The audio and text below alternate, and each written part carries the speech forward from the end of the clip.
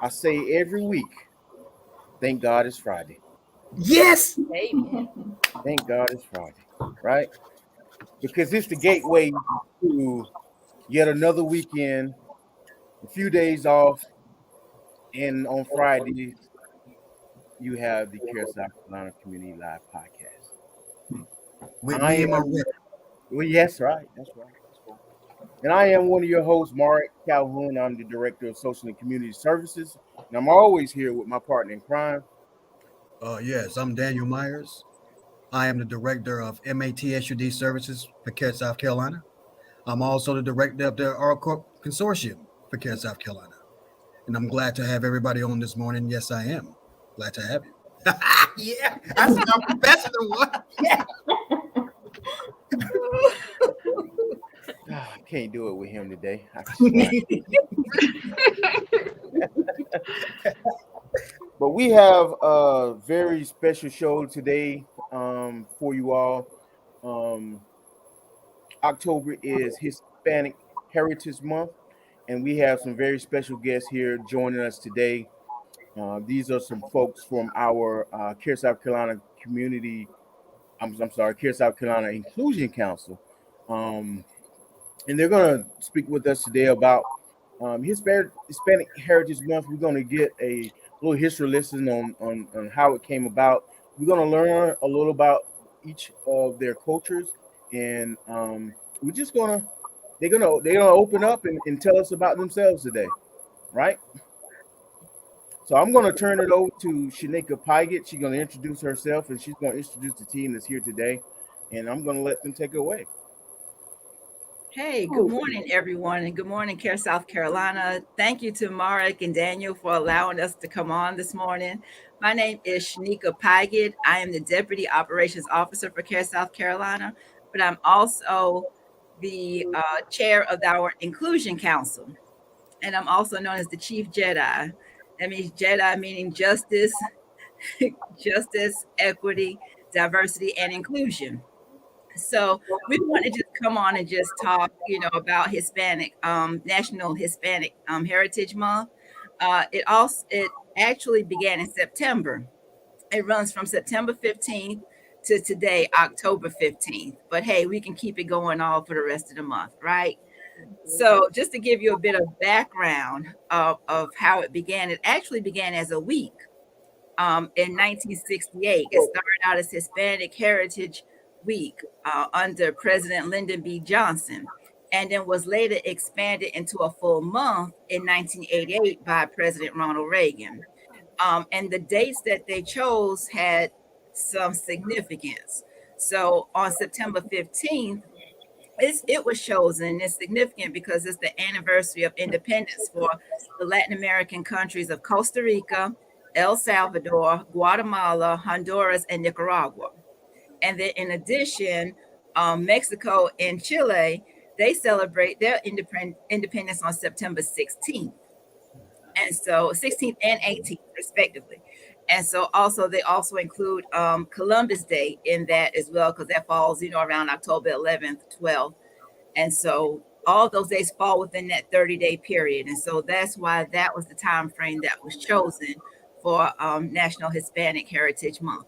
And I'm so glad that we this is being celebrated at Care South, this year. I think it was acknowledged last year, but this is the first year we really got into really having conversation and really celebrating within our sites. Today, actually, sites are wearing jeans and actually choosing a flag from the banners that we have posted at the sites and in our front yards, just to celebrate, whatever flag or whatever country they want to choose, and also have foods in the site. So hopefully, we'll get some pictures out of all that. Today, I'm representing Mexico. I have on my T-shirt that my cousin bought me back from Mexico, and she bought me this band and green. I got it on my arm, so all that, and also we're hoping that some of the sites maybe have some Hispanic foods too in the sites. So all of these things are taking place today, just in celebration. So with that being said, we're going to introduce our panel. We have three inclusion council members with us, and also to other CareSouth employees who are with us, who are from, and all are have background, Hispanic background. So I'm going to start on my screen next to Marek. I'm going to start with Dee Dee, Joyce Jocelyn. Dee Dee, go ahead. Okay, bienvenidos. I am Dee Dee Boyer. I am a licensed LMSW, so Masters in Social Work. I'm also a clinical counselor in the Huntsville office. And my background is maybe a little bit different, but I think it's still very included. Um, Being of German and Irish parents, I grew up since I was a very little girl. Grew up in Puerto Rico, and I spent all of my formative years, all the way up to second year of college, in Puerto Rico. So, learning English and Spanish at the same time, learning the culture, becoming the culture, and realizing that leaving the island and coming to our mainland, right, the United States, I found, my gosh, I'm pulling so much more of this culture with me. So it turns out that maybe my nature is Irish and German, but my nurture and my alma, my soul, is very definitely still with Puerto Rico. So it's encantada. I'm pleased to be here. Awesome. Thank you, Dee Dee. And see, I love this because we're getting to learn about each other. Kelly. Buenos dias. Hi, everyone. Kelly Taylor, the Agriculture Community Outreach Specialist for CareSouth. I'm originally from South America. I'm Venezuelan. Um, love being here. Enjoy bringing a little piece of where I'm from to not only the people I come in touch with in the community, but to my coworkers as well. Thank you, Kelly. Asia. Asia. You got to unmute. There you go. Hello, my name is Asia. I'm from New York. Well, let's start off. I am a clinical counselor here. I work in the Hartsville office. I'm from New York, but my mother's parents were born in the Dominican Republic, and my mom was actually the first-born generation to be born in this country.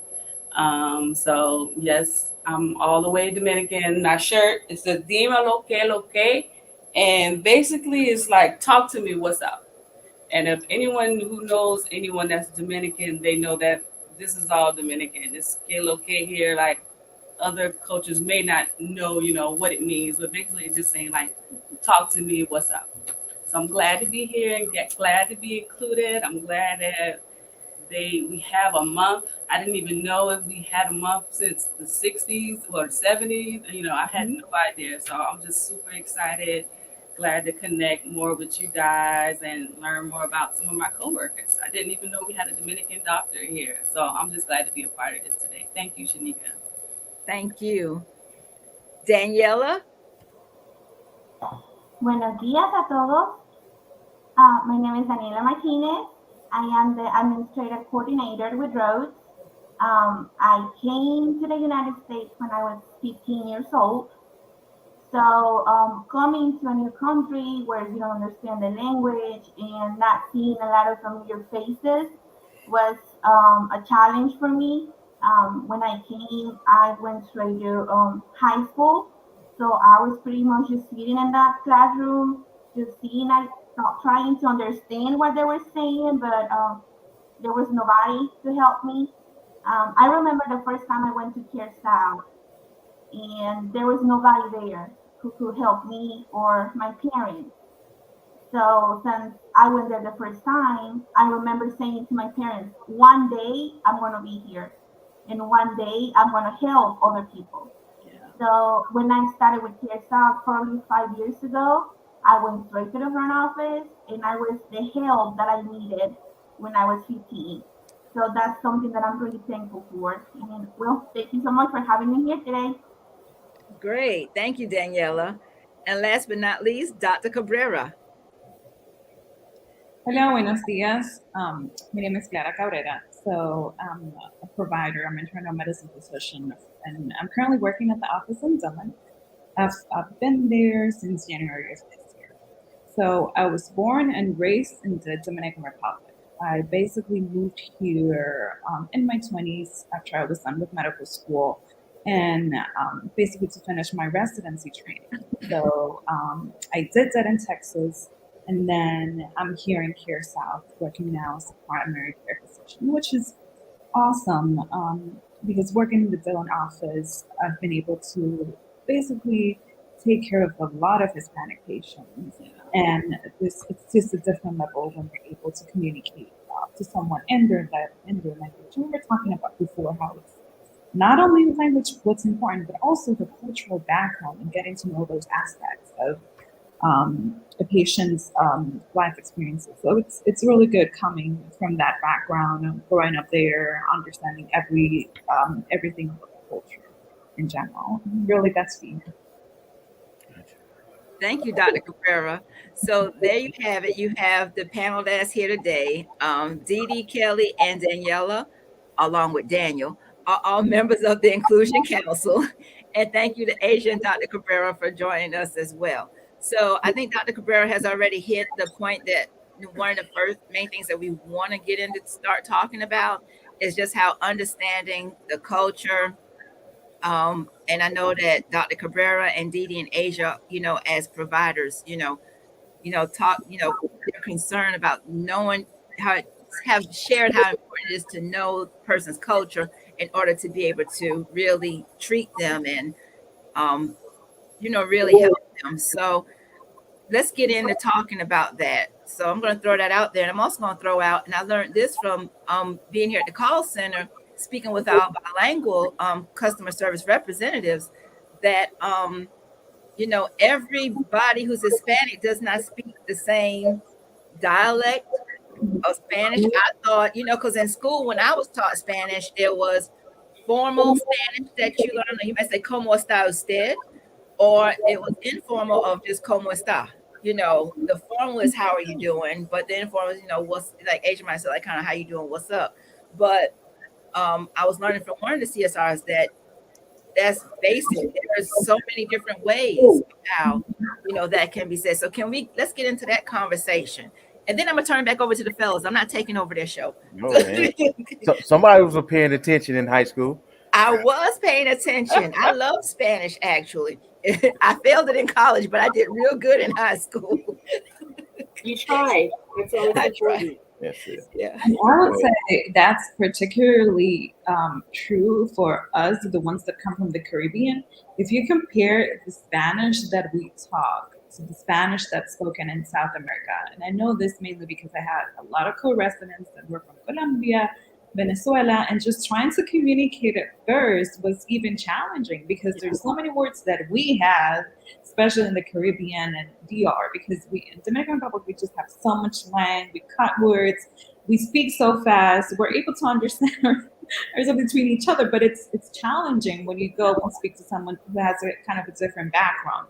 So it's definitely a learning process, even from me coming from Dominican Republic, trying to basically talk to someone who comes from Mexico, Central America, or South America. It's definitely sort of have to get in the same level, I would say, and sort of like, okay, what does that mean in your country? What does that mean in my country?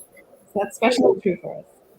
And I wanted to add to that also, it's very interesting. Like in Puerto Rico, if you were to say something like, just so you know, the formal way would be para que lo sepas, right? But in Puerto Rico, it's para que lo sepa.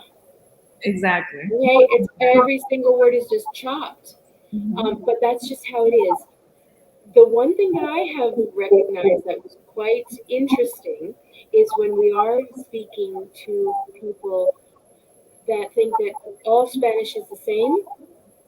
I've had very embarrassing encounters with many people until I understood and didn't anymore, in which some words in Puerto Rico or in the islands mean very different things in South America. Yeah. And some of these things can be very embarrassing. Yeah. And I'm sure we can all, and I don't think this is probably the foray to start saying what they are, but they are things that can be misunderstood and perhaps can insult somebody. So understanding the changes and differences is very important. Yeah, I'm so glad y'all brought that up because it is. I was thinking that when Shanika was saying that, it is so true. Like, and I think people who are not of Latin descent, they just assume it's all one and the same. I mean, think about somebody that's from New York and from South Carolina. You know what I mean? Yes, English, but that don't mean they necessarily understand each other. You know. So yeah, I know. When I was in grad school, I had a classmate. He was Mexican, and I was happy. He was like, "Yeah, primo," you know. But talking sometimes, and I'm like, "Dude, I don't speak Mexican. I'm sorry, I just don't." And he was actually a translator, and he still sometimes he would tell me if he had Puerto Rican people or Dominican people, and he would have those clients come in, and he would tell me all the time he would struggle, and I'm like, dude, you're a translator though, you know everything, right?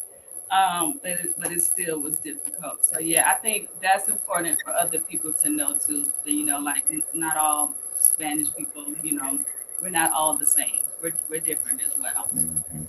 And the food too. We can get into that. Like, I don't think I really started liking Mexican food till I was in my 20s because it's completely different than the type of food that my mom and grandma cooked. So the food is another thing that other people may not realize. I wish we had a Dominican or even Puerto Rican restaurant For around here. sure. For sure. Well, talking about food, that's one of the main issues that I have. Being Mexican, coming from Mexican grandparents, and my mama always cooking spicy food. Every time I bring somebody to my house, so we're gonna eat somewhere, they always ask me, "Is it spicy?" Well, not for me. Right. I'm used to it. So I think it's very interesting. It's not just American people asking me, but other Hispanic people always coming to me and saying, "Have you Yep. tried Yeah. this? Is it spicy? Can I eat it?" I'll be like, "Well, Mexicans are kind of weird about spicy food, but you have to try it." So Yeah. I think it's really funny when that happens to me. Wow. And it's just Sometimes, so much. Oh, sorry. Go ahead. go ahead. Go ahead. I just wanted to say that so much of our identity is just tied up to food. I would say growing up, food was part of a celebration of birthday, Christmas. All of those things are important and are just very, I would say, such an important part of how we bond with our families. Yeah. So that's why, like, I hear when you say, "Oh, I wish we had a Dominican restaurant," or, like you said, a Puerto Rican restaurant, just because it's so important when, especially for like me being away from home, just having something that reminds me at home. It's so just heartwarming and it's so special when you get to try those things because basically it takes you there right away. Yeah. Sure. And sometimes it's so hard for us to find, like in my case, I'm from Venezuela, so I'm not in an area where it's a lot of Venezuelan people. Actually, in all the time I've been in South Carolina, I've met one person Wow. from Venezuela. Um, and like trying to find a restaurant, there's no Venezuelan restaurants around here, so I would have to go probably to Florida to find one, and I would find probably a bunch because there's a lot of Venezuelan people there. But even to find those little things to make that reminds you of home, like the holidays coming up, remembering being home in Christmas time, drawing Christmas theme on the street is something that reminds me of home. So being here, being in such a different culture, you can't do necessarily the same things, and you miss the music, the food, and then how do I make the food here if I cannot find the ingredients Yes. that Right. are from home, being here and speaking a different language. I got here, I was 15 years old when I came to the States. and I did not speak English. And I identify with what Daniela said. It's so hard when you come to a different place and you don't know the language. And being in Care South is so important to me because when I arrived to the States, I arrived to California, and I remember a patient struggling to communicate. And the person who was speaking to them was actually Hispanic. And to me, it was shocking that they was not trying to help this person. And I said, I don't know any English today, but one day I will. And the day I do, I will do what I need to do to help the community. And being out here in the community, getting to know people and see that we are able to make the difference, bringing that little piece to their home, helping them identify with us, even though we're not from the same place. Just the fact of having somebody that speak your language, somebody that can understand where you come from, makes a big difference. And that's something that I am really proud of being part, being part of Care South, bring our communities together, even though we're not from the same places. Yeah. We can be one and unite as a one community. Wow. I just want to go on record to say that I enjoy is Spanish food. And if anytime y'all want to cook something, you need to test it out and make sure it's right. That's right. Call your boy. As they I were just talking want to make about as they were talking about the food, I had a flashback. I grew up in New York, and I used to go to the Bronx to my aunt's house, and on the other end of her hall were her Spanish neighbors, and they would have You you could can hear the smell it music through down the in the hall. door. Through the door. You hear and you could smell the food. And I remember being able to go down there, and they were having a party, and I ate some of the food, and it was so good. So that was my first. I think I was like about 10 or 11, and I was like, oh yeah. I was hoping every time I would go to her house, I was like, I hope I hear some music or something going on down there because I want to go. And Shanika, you mentioned that. I was just thinking about that. The beauty of the Latin culture, of Hispanic culture, is there's always a party. There's always a reason for a party. There's always a reason for any kind of celebration. We used to always say, "Oh my gosh, she passed her fourth grade exam. Fiesta, party. We're gonna have a dinner. There's food everywhere, and at every party, there's dancing. There's music. There's constant." So that enchanted me so much coming up, just growing up in that, was that food was always such an important connector, as was music and understanding, where you kind of fit within the family, within that unit, and how included you were, even if you weren't a family member. Yeah. If you were a friend of a family member, you were family. Yeah. You know, as everybody was talking, I was sitting here thinking there's so many similarities between the African American and Black culture and the Hispanic culture, because we would call anything a party just so we can have something to eat, right? And a lot of our fellowship and a lot of our family time is centered around dinner and around food, and also music. And just like the Hispanic population, we have different language and different dialects as well. Even right here in the state of South Carolina, you have your Gullah, and then you have your what they call the Ebonics language. Then you have the straight country, and some of those things translate different. Even though we look the same, some things mean something totally different. Like if I'm going to talk to Didi, I would say, "Hey, Didi, I'm finna go to the store. You want something, right? I'm finna go to the store. You want something, right?" But she be like, "Huh? Yeah, you finna." Yeah, so those words translate different, but you understand that because you've been so but it translates different with different us as well. So I'm just sitting here looking, it's just so similar, and some of our struggles are so similar, like for instance, thank God for the Inclusion Council, because sometimes we feel left out because we are people of color, and whenever they talk about people of color, people minds automatically go to African American, Black. Right, but it's all inclusive, And so we have to understand that we have some of the same struggles, and that coming together, like we're coming together now, helping each other understand these struggles is going to only benefit us in the long run. So, and just a sidebar, just to get, straight to the point, what I was trying to say, I said all that to say this: I like spicy food too. Just I, saying. I want to add something. I want to add something, and it's about to slip my mind. Oh gosh, it just slipped my mind what I want to say. That's okay. Um, Well, oh, why? Yeah, go ahead. no, as Daniel was talking, how everybody was talking, I was also thinking about, they were talking about music.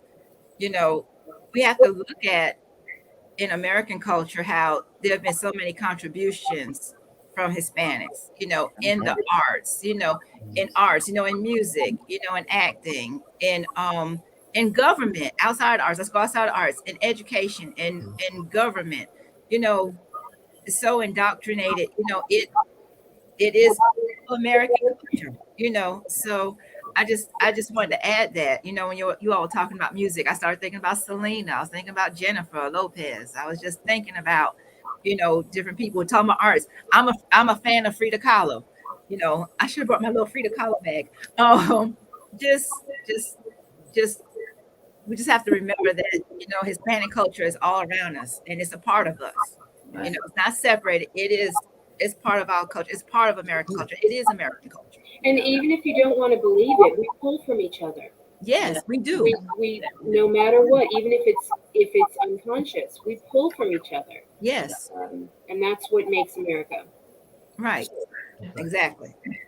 So let me ask you this. Let me ask you a question. Thinking about that, how does your culture and you all's different cultures help you broaden your understanding of the needs of the patients that you serve here at CareSouth? I think in my case, I'll say it was good that Venezuela always had people from so many places. Venezuela was a place where your neighbor wasn't probably Venezuelan, even though he would say he was. He had roots from Mexico or Portugal, or it was people from so many places that you embrace. I learned to embrace other cultures. So when I got here, to me, it's never been I'm from Venezuela, you're from Mexico, you're from Puerto Rico, you're from Dominican Republic. To me, we are all one, and Hmm. being able to take the time to understand where they're from, how they are. I had the opportunity to visit Ecuador and Mexico, and I've been, I was able to go to different places and embracing their culture without any judgment helps a lot to be here assisting people from so many different places and understanding that we are all different and that we don't have to make anybody feel like an outsider. I know being here, it was difficult for me because I went to school. Most of the people in school I was from Mexico, and they would look at me as I was just an outsider because I was from Venezuela. I never wanted to bring that into everybody else. You have to be open, and being open to embrace the similar things that we have instead of looking at what's different. It helps when we have somebody come in to our center or encounter somebody in the field that we're trying to bring them to the office to get the services, make them feel like we are the same. There's no difference between me and the next person. We all speak the same language. I might have a little bit of a different accent, um, but we are all the same. So if you can match the how can I put it? If you can be in the same level with everybody and understanding them and translate what they want to communicate, it's being helpful knowing so many other people from back home and bringing that to the table. Yeah. Can I? I was gonna add in something there. One of my experiences was that even though we are as a whole, we also celebrate such amazingly wonderful differences. And we're talking from outward appearance to culture, to belief systems, to changes in belief systems based on our socioeconomic, where we are there, and how interesting it is that the little changes is what makes everybody okay where they are. Whenever I've had experiences in therapy and dealing with someone from our family, let's say a Hispanic family, a good example would be when I was in Washington, D.C., working for Child Protective Services. And we had a family, and the little boy was playing outside.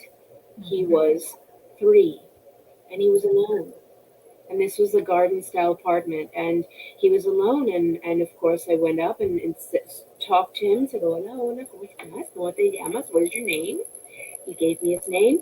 He took my hand and he walked me to the sliding glass door of their home. So I knocked on the door because he was outside, and they had left everything open, and the mother came in. It was so sweet, gentle, gentle lady, and she welcomed me. And I had to explain to her that, perhaps it's not the best idea to leave your son, 3 years old, out by himself.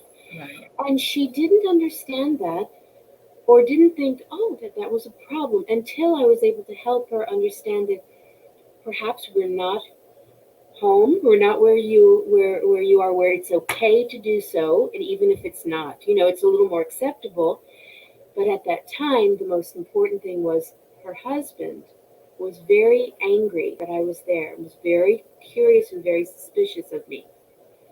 And as soon as I was able to talk to him in Spanish and ask him, and sort of remembered a little bit about what he perhaps keyed into, liked, sports, or what did he do? I looked around and found something that I could relate to him. As soon as I got his trust, immediately they were open to listening and learning, and maybe having their child be safe later on.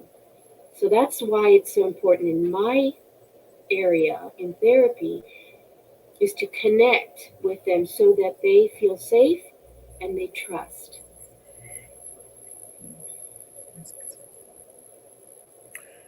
Let's let me pick back on that a little bit. You talking about the trust factor of it.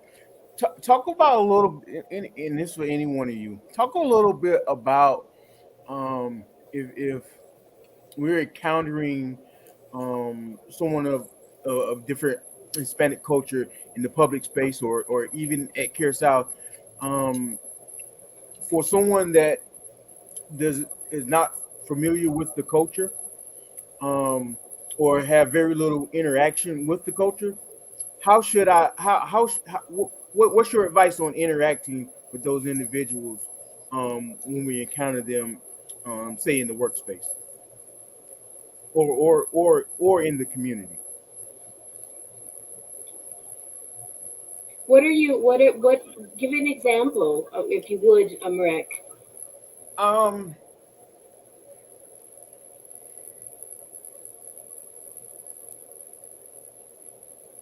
if I'm trying to assist, well, we all work at CareSouth, of course, and I'm trying to assist a patient that comes into the office, and there's that language or cultural barrier. How what's the best? And there's no one around to assist them. What's the best way for me to assist them having that barrier without being offensive to them? That makes sense. I can tell you about something that it's really essential and it's really easy. So in medicine, it's really important to number one understand exactly what your patient is saying. And there's let's say there's no one there. Actually, in the offices, there's translator iPads that we can use. And sometimes we forget about those things, and they're so critical. And that's the number one step. Just because and you know a few words in Spanish, or just because you speak English but with a Spanish accent, it doesn't mean that they're understanding you. Right. So just use those translator iPads. They're a very good tool. They're there for a reason. really simple to use. Anyone can use them. And I would say that's the first step. Just understand exactly what they're saying. And I think that's the best way to help them. And it's just as simple as that, as using the iPad for translation, I would say. Yes, and I'm glad you said that, Dr. Cabrera, because that's the first place where my mind went was, we do have the language line, like she said, the iPads in the offices that can be used. Because one thing we have to remember as a healthcare organization, um, you know, you have to be certified, a certified translator, in order to step in and help that patient medically, and to translate for them. Now, at the front desk, it's a little different because, you're just registering the patient and getting just the basic, name, address, that information. And they do that here, our bilinguals here at the call center, they do the same, just get that basic information. But once you start cross over into medical information, it has to be a certified person who certified translator or some type of translation to help. So thank you for mentioning that because my mind went right there with you, Dr. Cabrera. And Right also, it's important not just to rely on patients' families, there. Right. family members to serve as translators, because the thing is, we don't really know them. We don't know what intentions Mm-hmm. there might be. And I mean, best case scenario, this family member has the patient's best interest, but the thing is, we don't know. So I would say, kind of try to stay away from relying on patients' family to serve as translators when we have those tools available. Right. And I also want to add, CareSouth has really gone above and beyond to make sure that a lot of our information is in Spanish so that, when our patients come in, our new patient packets, our, information by slide fee, when you walk, information on the doors, we try to make sure that everything is also in Spanish so that, that information is there for our Spanish speaking patients as well. I And I, think I think they too. also taking the time with the person you're interacting with. One thing that we have in our our Hispanic culture is that you might ask, for example, you ask them, do you have pain in your leg? Because they're just coming in to try to get your assistance, and they're going to tell you about the back was hurting a week ago, and then after that it was the arm, but today is my leg. But don't forget that a month ago I fell and fell. Mm-hmm. So they're gonna go over everything I was asking you about today, but it's about taking the time and being patient and let them tell you. It might take them a little long to get to what you asked them, but just to take the time and be patient with the person you're interacting with, that's very important. Because if they see that you're rushing them or not paying attention, they're Mm-hmm. just going to pull all the way back, and now you lost the communication. That's You right. lost the chance of gaining that connection with Right. somebody Yeah. else. Yeah. That's right.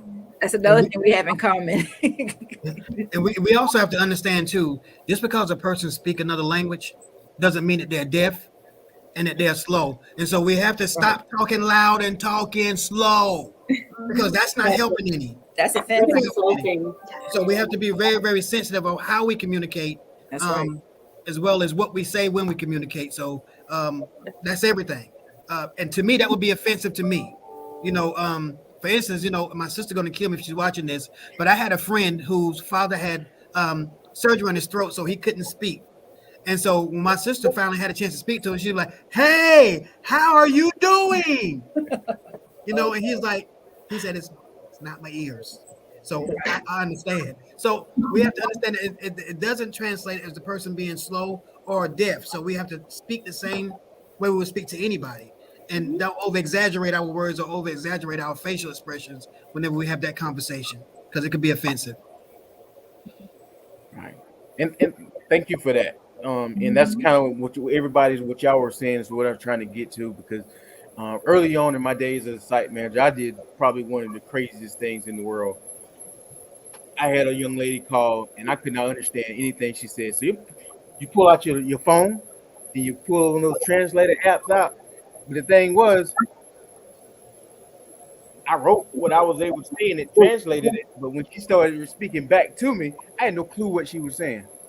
Oh, And she just hung up, and I felt, and that stayed with me even to this day because I felt like I failed that patient right. because I wasn't able to communicate with her, and was not able to get the assistance that she needed.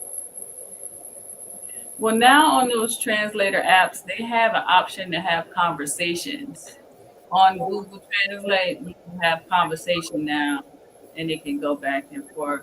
But what I was thinking, to piggyback on what you guys were saying, I think the most important part is being patient and kind. Hmm.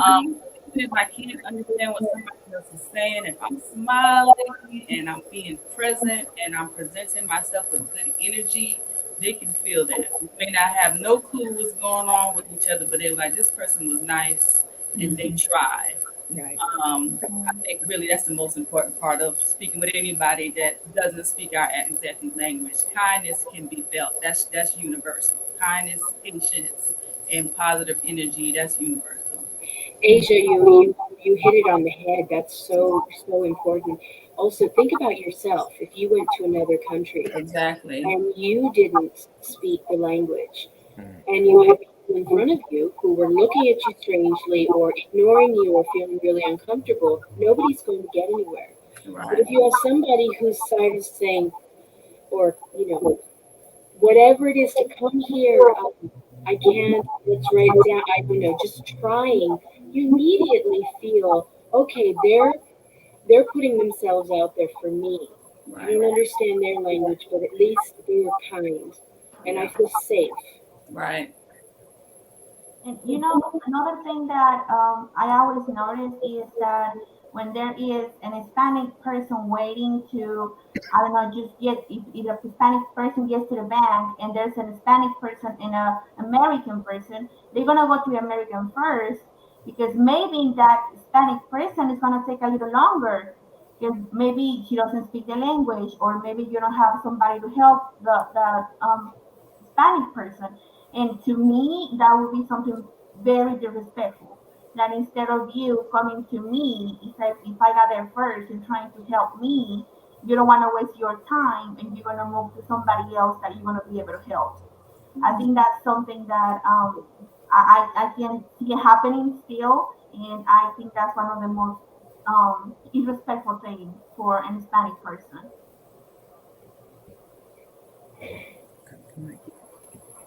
Okay. Good So points. so as we start to draw down, I do want to kind of shift gears a little bit and let's talk vaccine a little bit. Okay. Um, you know, as an organization, CareSouth, we've committed ourselves to increasing the vaccination rates in our particular areas amongst all groups. Male, female, Hispanic, black, white, everything. Um, One thing, looking at the numbers, I've noticed, particularly in Marlborough County, the vaccination rate among Hispanic community there is about 19%. Um, what are some suggestions from based on your experience in the culture we could do to better engage um, our Hispanic brothers and sisters and to encourage them to get vaccinated? I would say you're absolutely right. It's not only for your county, but even in Dillon County, Yeah, Hispanic patients, we have one of the lowest vaccination rates. yeah, And I would say, number one, it's not only something that's happening within Care South or within South Carolina. We know it's something that's happening nationwide. And I would say the number one thing is remember it's health disparities. Unfortunately, even in the US, there's different access to healthcare, and unfortunately, minorities and including Hispanics, access to healthcare, it's basically one of the main barriers that we face every day. So it's not something systemic, it's not something individual to our organization, it's something that's systemic. Um, and I would say when it comes to vaccines, similar to other racial groups, also is the, the fear of getting the vaccine, and also lack of knowledge and understanding what is it that these vaccines are preventing, how they work. So I would say once you sit down with a patient who has gotten a lot of information that's wrong, and one you discuss and sit down and discuss why is it that we're giving you this vaccine, what are the benefits, of course, discussion of the side effects or possible side effects of those vaccines. Once you're able to give them the right information in a language that they understand, using the right terms, it completely shifts. So I would say it's a mix of things. It's lack of understanding, also hearing the wrong information, and health disparities and lack of access. It's another thing. And I would say other things, including even access to transportation to take them to the center. It's another thing that makes it hard. For example, in the zone office, we don't have the vaccine. Patients will have to go to LADA if they want to have it done within multiple CareSouth offices. So in that case, that's also a barrier that prevents some of my patients from having access to certain things. So it's a lot of I would say different things that need to be tackled. And again, some of those things are individual to locations, but a lot of those things are systemic and national. And there is a lot of misinformation online. And one thing that we see a lot within our community is that they spend a lot of time checking what's going on back home. So even our Hispanic community that is here, their mind is not fully here. They're still thinking about what's going on back home. So if back home anybody in their family had a reaction to the vaccine, or they got sick because they were sick already and just the vaccine made the symptoms, now they think it's all because of people lying or the misinformation that they saw on YouTube. Mhm. So they're comparing what we're doing here to what's going on overseas. So Mhm. sitting with them and taking the time to explain that the difference, we're not taking the same vaccines here that they're taking back home. Um, we're we have more resources here to assist somebody that gets sick and giving them that information, being able to sit with them and take the time to tackle all of those little things that we're misinformed about, or making sure we make them not make them understand, but explaining to them that we're not in the same circumstances that they are overseas. Overseas, they dealing with a lot more disparities than we are here, even though we have a lot of them as well. They're in a difficult condition back in these places. So comparing our health system here to the health system that they have overseas is a big thing that we have to talk to the patients about and be able to explain, being transparent. I found that just telling them, look, I got the vaccine. I am perfectly fine. I had somebody tell me you probably will die in 10 years. And I was like, we don't know what's going to happen in 10 years, but we know we're going through a pandemic at this moment. And we have a vaccine that can help us cover us a little more. So if I can get 10 more years, I'm all for it. Instead of the uncertainty of what's going to happen tomorrow. We still don't know, but at least I have something to say. I can be there for my kids. And being able to talk to them and being that honest and take the time to tackle the different things is important.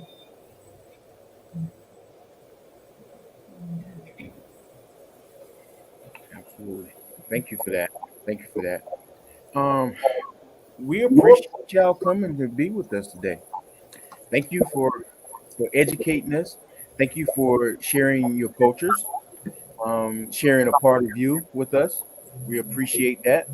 Um, thank you, Madam Chairperson, for having them and bringing this forth to us, part of the Inclusion Council. And we're definitely going to be reaching out to the conclusion Inclusion Council. To I know, get it out right. I can't talk. I'm the same way. The Inclusion Council to help us be able to craft some of those messages to reach the Hispanic community, because I think we need to do, as organizations, do more to engage the Hispanic community to increase those vaccination rates. So Yes. I'm gonna be reaching out to you guys for your assistance on how we can do that. Okay. Um, Great. Great. Please do. Absolutely. Thank you again. And if you could, anyone want to leave us with anything before we close out? I would just like to thank everyone for coming on today. Thank you so much. And thank you, Mark and Daniel, for allowing us to come on to just the council speak and to let the ladies, share with us. We just thank you. And Daniel's already thanking y'all for inviting him to dinner. If y'all, I saw that. he's already said that. He said thank you. But this won't be the last time we'll be on. And as an inclusion council, we will, we'll have other times, other celebrations of heritage that we'll be on. So just know that's forthcoming in the future as well. It was a pleasure. Thank you so much for Thank you so having much me. for the opportunity. Thank you. In the Hispanic Heritage Month is within one of the greatest months there is, and I represent the Libra Nation, and we There we appreciate go. it. But No, I let me need see, to say that, man. it started on the best day, September 15th. Remember that. I give you that. Of I our give you birthdays, in case y'all didn't know. that. Yeah, we have dueling We're birthdays. figuring that. She's Virgo, I'm Libra, so yeah. But again, thank you. This was wonderful. We're definitely gonna take every opportunity that we can to have you all back to enlighten us and to educate us, and just come back and just talk.